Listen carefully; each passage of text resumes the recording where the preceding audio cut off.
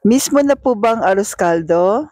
Halika po, gawa po tayo ng low carb version po ng arroz caldo. Ito po yung aking sariling version. Dahil out sa atin ng rice, ito po yung aking pamalit, sayote po.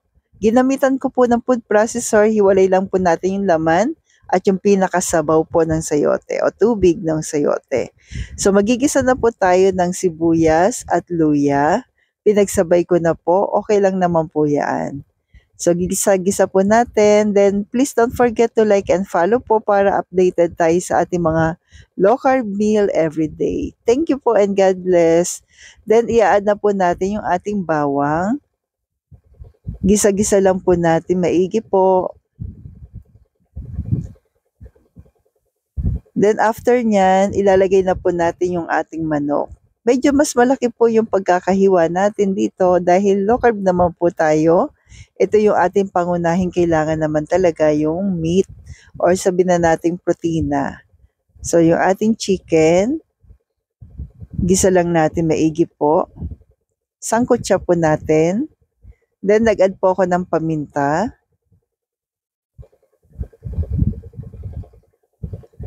At asin. Yan.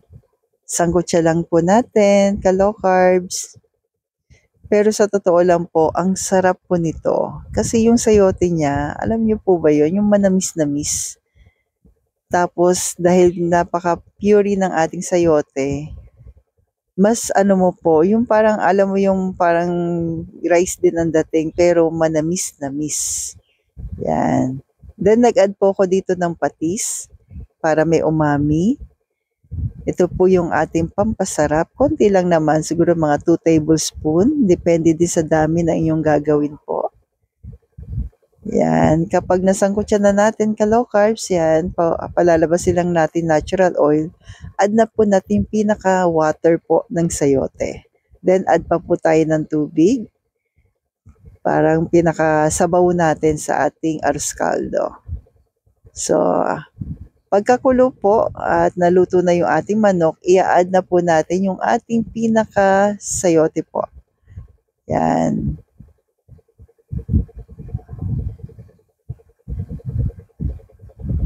So, yan yung pamalit natin sa ating rice. So, kadalasan tinatanong sa atin, pwede ba yung brown rice? Hindi po.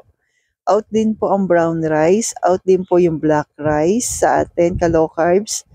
Yan, although mas mababa yung sugar niyan, pero out pa rin po talaga. So, kaya po ito yung ating pamalit sa arroz caldo, yung sayote. Then, pakuluin lang natin. Ito na po, ka-low carbs, napakasarap. At tamang-tama sa maulang panahon ang ating low carb version po ng arroz caldo po. Halika po, try nyo na po. At tiyak magugustuhan po ninyo po.